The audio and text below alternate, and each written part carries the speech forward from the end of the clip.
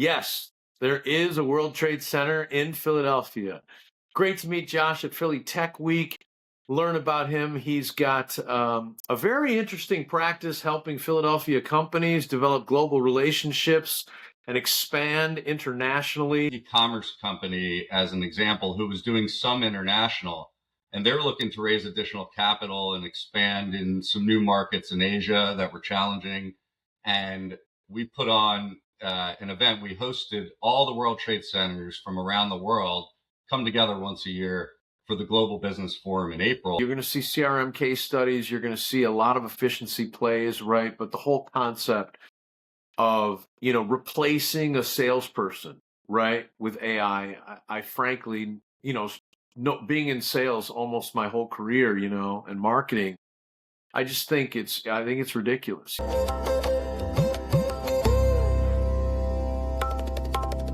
Welcome to Humanity in the Age of AI. Today, we are blessed to have Josh Fishbein with us, Chief Commercial Officer for the World Trade Center of Philadelphia. Yes, there is a World Trade Center in Philadelphia. Great to meet Josh at Philly Tech Week.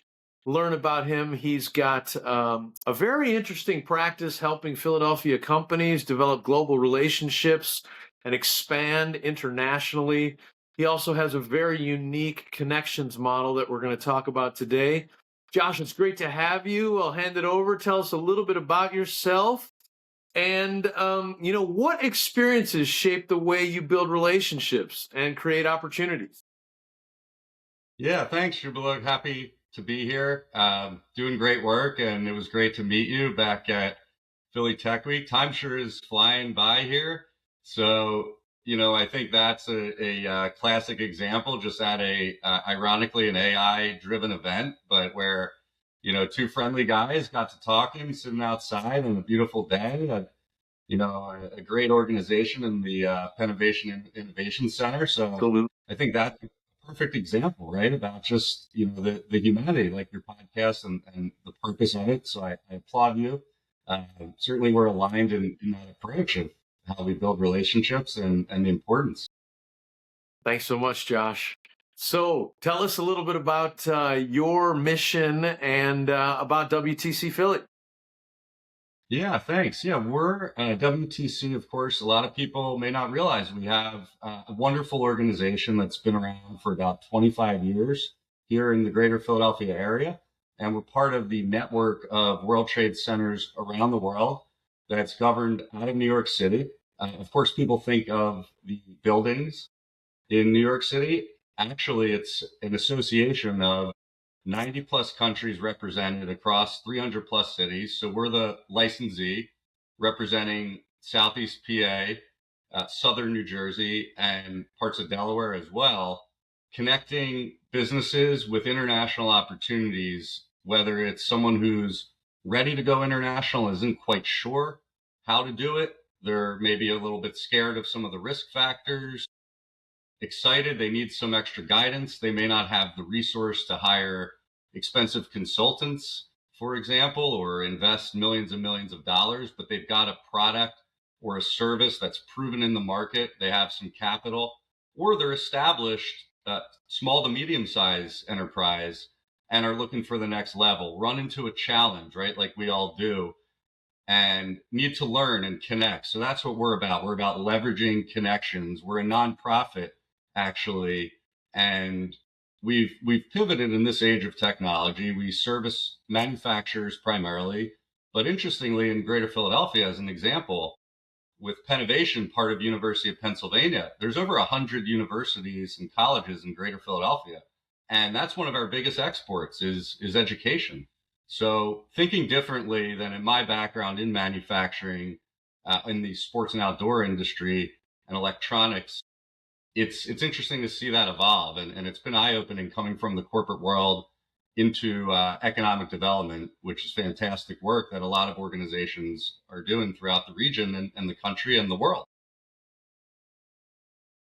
So, would you describe your biggest mission as helping companies go global, or is that too non-specific? Yeah, sure. We're about advancing Philadelphia on the global stage. So, of course, we know about all the events that have occurred. We just had a wonderful World Cup final, in Philadelphia, had a tremendous showing with the games we had earlier, and the fan festivals here and bringing people together. So we're about that from a business standpoint, showcasing the wonderful businesses we have in the region across the world, and elevating Philadelphia, because a lot of people don't realize, they think Philly and they think different things, but Philadelphia is a leading city. One example being just the universities I mentioned, life sciences, of course. We have a tremendous ecosystem, and so we're about making those connections, helping facilitate them to advance global trade and investment for the region, and that, obviously elevates. It's incremental when you look at the international sales that companies make that you've established, of course, in the domestic market, and you want to broaden once you've proven yourself. And there's a whole world of customers out there if you think about it. So again, that's what our purpose is to elevate Greater Philadelphia's economy globally. That's amazing. I recently attended a meeting with Philly Builds AI, and it's a group that's trying to drive elevation of Philadelphia as a leader in innovation and AI. And Grace Francisco had a great quote. She hates when people say that we're in the middle of this corridor between DC and New York. And another person that I met, one of the CEOs of a great Philadelphia company, Ben Williams, he said that if you really look at our geography, right, that's the same size as Silicon Valley. It truly is, an Okay. amazing innovation hub, and the minds that we have. So I hate being considered this like middle of the corridor. So thanks for your comments. I think you're doing great, great work. Is there a typical problem or a case study that you've had recently of a company, whether it be with an entrepreneur or whether scaling, after investment or Series B, that you'd like to highlight? Yeah, sure. And the work we're doing, so I won't give names of every company here, just out of confidentiality, but general stories, I think, when you look at the barriers to entry, right? And the practical examples of how companies can scale and use technology to their benefit that didn't exist in ways before, where we had an e-commerce company as an example who was doing some international, and they're looking to raise additional capital and expand in some new markets in Asia that were challenging. And we put on an event. We hosted all the World Trade Centers from around the world come together once a year for the Global Business Forum in April.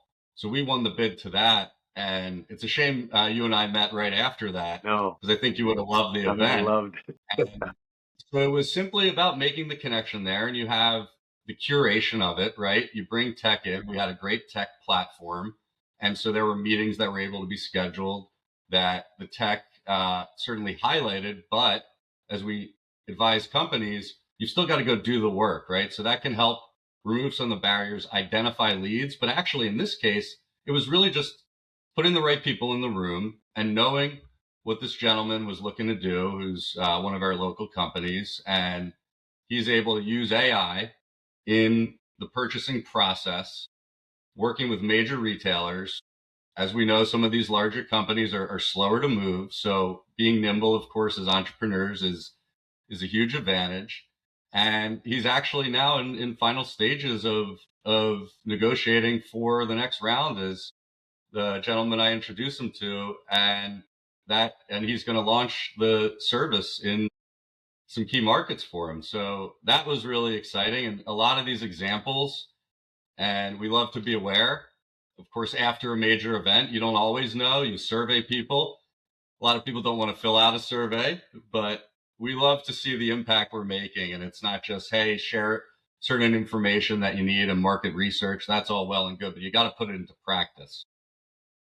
That's a great example. To that end, when you're doing diligence of maybe, earlier stage companies, is there something that you provide in terms of helping them understand whether they're ready to expand internationally?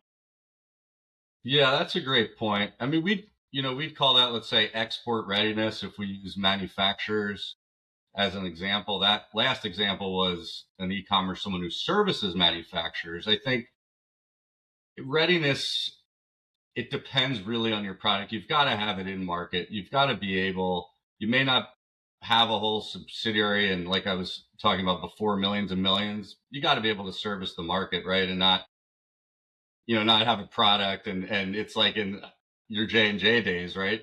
You got to have, if it's a medical device, certified here before you go to Europe, Absolutely. in my humble opinion. So Yeah. it's that consultation and recognizing that we're relatively industry agnostic. At the same time, we know the companies that are focused in Greater Philadelphia and across the Commonwealth of Pennsylvania.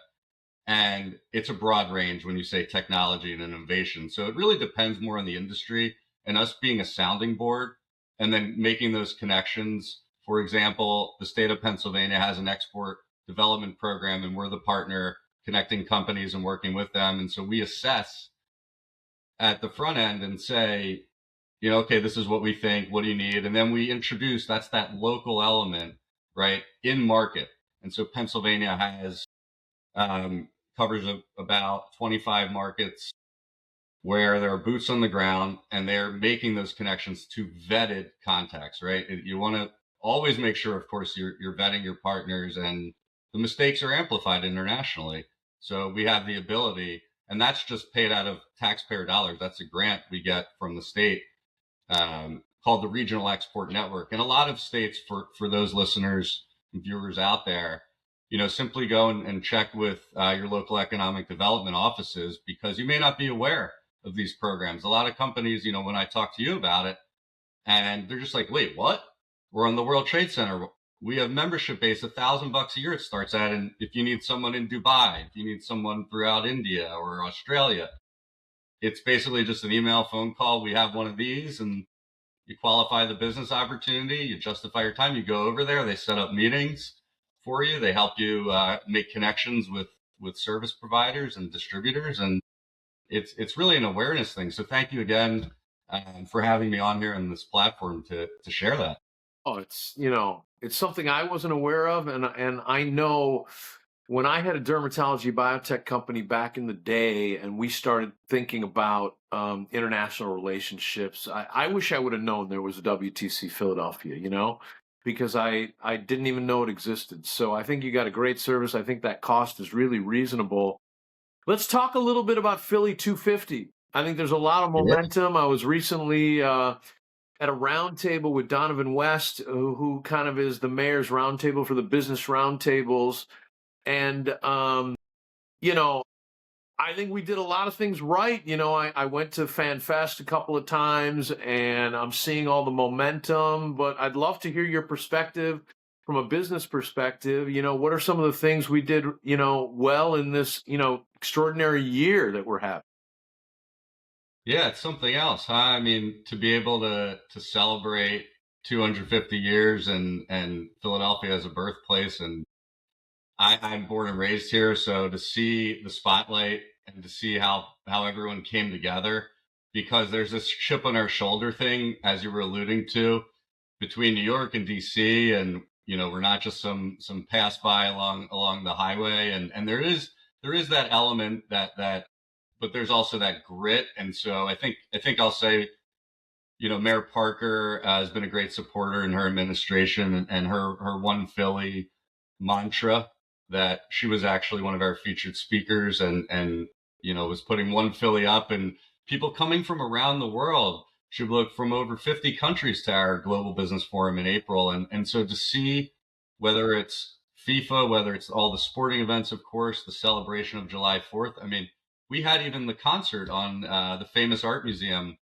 area outside, and it was thunderstorming, and she was calling up the Roots and the musicians, don't leave, and people hung around for 2 hours. And so there's really that grit and determination that, in these wild times we live in, we've got to remind ourselves. And I think the key is, I think that a lot of these events went great. The key is what happens after, right? So we're not going to have another World Cup here again for some time at least. Yeah. So what happens after? How do those conversations continue, like the one we're having into real opportunities. And you can see that already. You can see infrastructure investment, workforce development.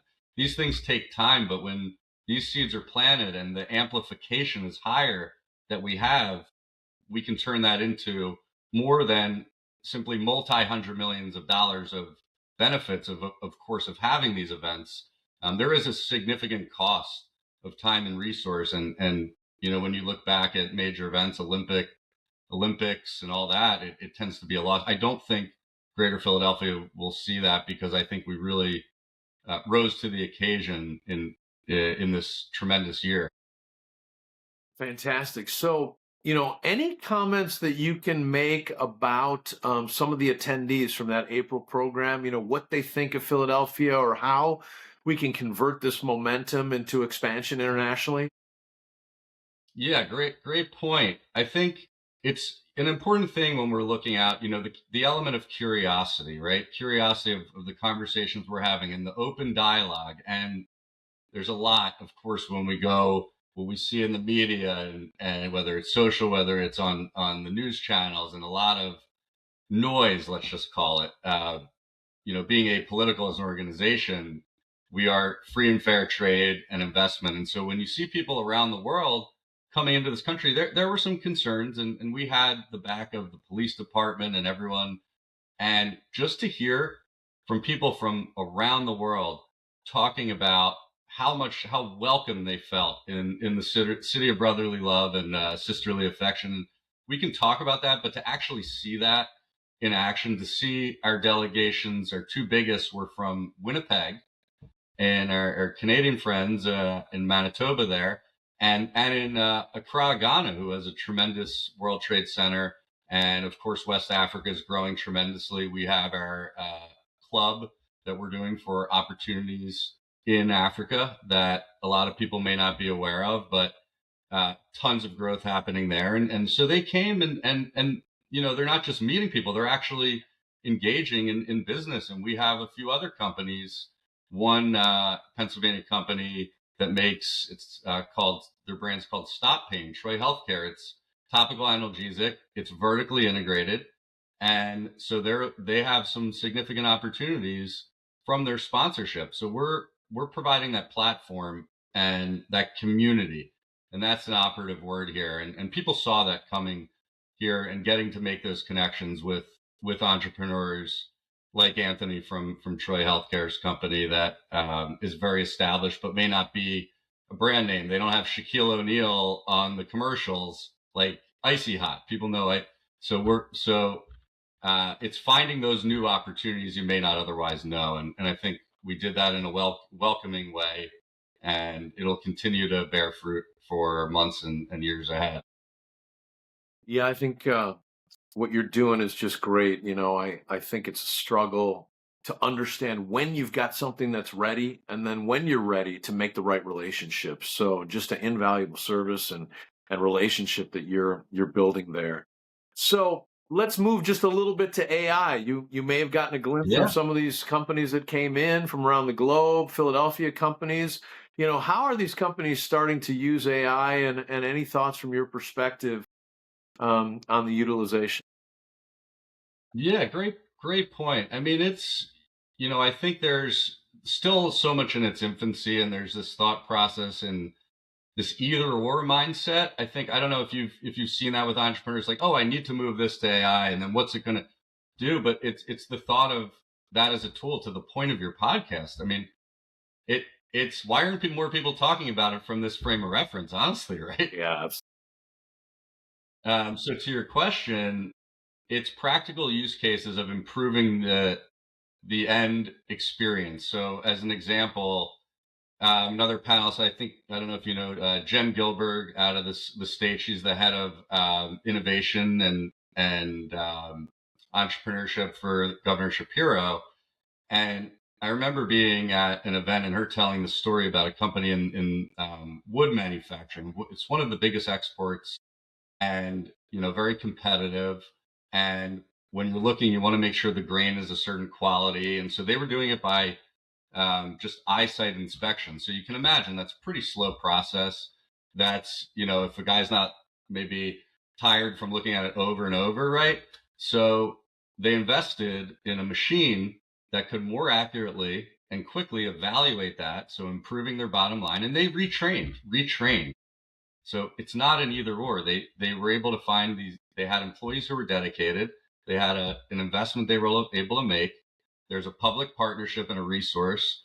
If you look up Jen, she's fantastic. She comes from T connectivity, Intel, and a lot of people may not be aware. And Jen's they're going around to companies like Donovan West from the city who's meeting and not just, you got to listen, right? But put it into practice. Yeah, it's interesting. When I speak to some chief marketing officers, they seem to be the target of major budget decreases because of those efficiencies that you're talking about. But I've heard very, very few success stories of actual implementation. And in those cases of implementation, it seems like the pendulum is swinging back, right? For a while, people were talking about that AI was going to replace gray hair, And I think that the pendulum might be swinging back, that, people are understanding that those subject matter experts are going to be absolutely essential as to how you implement those AI solutions. And so that, goes with the theme. Any thoughts on how you're seeing that pendulum, right, in terms of actual replacement of people? Good question. And actual replacement of people, and I think it's different in the on the SMB side of the equation, and we haven't seen as much of that in replacement. Rather, and there's a pressure up, and rightfully so, in utilizing AI in an efficient way. And so when you look at small to medium sized companies, it's going through and the data analytics and identifying trends and being faster, right? And not doing things so manually. So simple things like, hey, can you analyze this spreadsheet and organize it because the Excel formula doesn't do it? And that applies to big companies. And I have a friend at a Fortune 100 company. I won't name the company here, but where they won't let them use AI because they're afraid of the cybersecurity risk, and that's not mutually exclusive. Of course, you want to protect your risk. That risk is there whether you're using it or not. And their employees are all like, turn off Wi-Fi and go on, and he's using it and just doesn't enter confidential information. So I think it varies a lot, but the simpler use cases are just added productivity. We use it on our team. We use HubSpot. HubSpot took a database of 25,000 contacts we had, many of whom had left, and it had a service. It was included in our plan, and it looked and it could tell without sending emails or whatever if that contact was no longer valid, and it automated. And we had a list, and we weeded that down, and we realized, okay, there's about 5,000 contacts of that who were still, imagine trying to do that like an intern or a junior associate trying to go and do that. Absolutely. And I think that's what you're going to see. You're going to see CRM case studies. You're going to see a lot of efficiency plays, right? But the whole concept of, replacing a salesperson, right, with AI, I frankly, being in sales almost my whole career, and marketing, I think it's ridiculous, and I hope that companies start to realize that the people that help them build the company, and the ideas and the strength and the community, they need to continue to expand, and I think, Absolutely. yeah, I think that you have a great model of connection, right, in the Philadelphia community and international community. What do you think in this day and age is the difference between, setting up that meaningful connection and just, having a Rolodex? Interesting. You could have that Rolodex. Use the HubSpot example. It's how you're engaging, right? And those meaningful connections, the relationship, even like we're saying that we've built here, and people you've connected me to already. And so there's that element of the speed of that, whether you want to use their top of funnel marketing wise, you still need that. And AI is helping a lot of companies I know with that lead generation, but you need that human connection for exactly what you're talking about, to deepen those relationships, to find and identify, but again, they're not mutually exclusive. And the ability to connect, right? Looking internationally, and I think COVID obviously did this, but when you think about traveling and going, I mean, when I was in the corporate world and going 2 out of 4 weeks, and there were it's great to be in person. You can't replace it. At the same time, I certainly we only have a certain number of hours in the day, right? We can't change that. Absolutely. So it's leveraging that tech to help you vet opportunities, but still having that human insight and connection to be open to take on new perspectives, not just look at the data and say, okay, well, this market is, Japan is triple the size of X market in Asia, but use the AI to get a baseline. You can look up, my father's a retired attorney. He still does consulting, and he doesn't have his Westlaw database. He uses ChatGPT, and it gets him pretty close.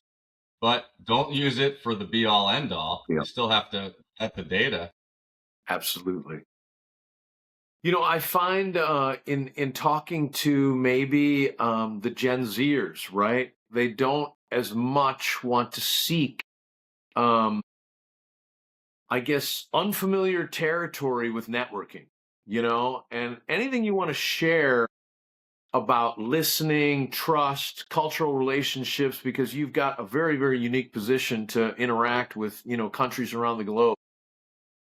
Yeah. There's a very famous book called Kiss, Bow, and Shake Hands. Have you read it? I haven't. No. It's great. They have a lot of iterations of it, and I think when I first was starting out internationally and reading it, and there's certain customs, of course, when you're going that are important to consider. The exchange of business cards, for example, the way that formalities and culture, and I think it's from the biggest thing I learned, and this was back when I studied abroad, I went to Penn State. I see a Michigan hat in the background there. I won't fault you for that one. Yeah. But it was a fantastic study abroad program in Sevilla, Spain, and props to our friends in Spain for the World Cup victory. Yeah. And you were enjoying that game as well. I'm wearing Spain colors today. I don't know if you noticed. Yeah. Oh, yeah. Perfect. Yeah. So, yeah, and that's maybe a perfect example. You had 48 countries all, when you look at it coming together, and that curiosity, like in Philly, people coming in for our games, and little things, even people posting on TikTok, like, the certain things about our food and our culture, and wait, I can get like ice cold water.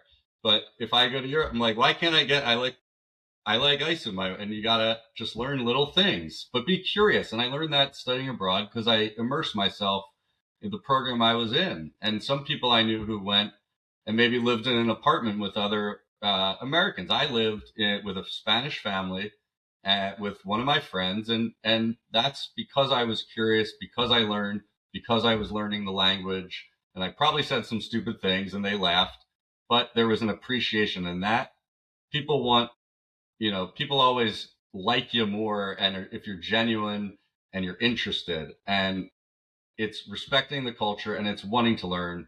And I met very few people on whether it's my individual travels or business, who when you do that, they're like not receptive. And you run across them, but 90% are so open to that. And that connection is critical. The most successful relationships, probably you've seen this even in large corporate days, you still need those relationships, and you have to have that personal connection. Yeah, I hate to admit it, but I am still old school. I try to get face-to-face meetings as much as possible because I just love the interaction. I think some things happen in business and in relationships face-to-face that I still think you can't replace. But I agree with you, these days with the limited amount of hours, it's great to have this technology at your fingertips, But you've Yep. shared a lot about yourself, Josh, and some of the things that you do. But I ask all the guests on Humanity in the Age of AI, what is your superpower? And whether it helps Philadelphia or international groups, WTC, but what's that superpower, Josh? I think it's what we've been talking about, and you and I seem to be pretty similar. Maybe Yeah. part of why we've gotten along so well. It's bringing, I think, a genuine passion for that connection, that openness, and new and lived experiences. Right. That's a theme here, and not being afraid to embrace change, and that's something that has to an extent come naturally to me, and also I've had to work at. We all have our fears, and I certainly encourage my daughters who are 10 and 13, and so just encouraging and bringing people together, I think is really important, something I love to do. Yeah, fantastic. I mean, I think Philly seems to have a great community.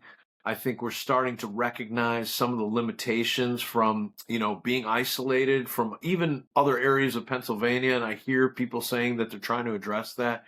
So I think we're in a very, very unique time for your model and your personal, kind of ambition in terms of bringing people together. Anything you think with this momentum that we've built from the 250, the World Cup, the All-Star game, what we're doing in AI, anything that you think on next steps, or what are you really excited about next? Yeah, it's the investment in the capital that's coming in, and seeing, being in manufacturing and in product base, and more brand based. But I've met so many amazing companies, and we have ones we work with that have it taken a long time and really grinded it out with an innovative approach.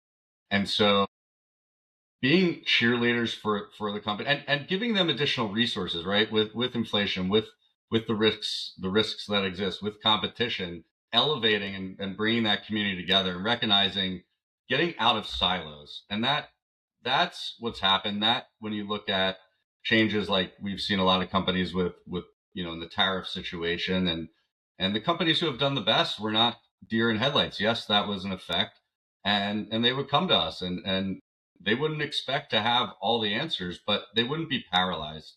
And we are not paralyzed in this region. We are moving forward. There's a tremendous amount of investment coming in. If you look at shipbuilding in our Navy Yard, that historically, and there was another, I think, there's a Korean company, Hanwha, who bought the shipyard, and we're going from only making one ship a year to, I think they're going to get up to 20. They're going to start with nuclear submarines.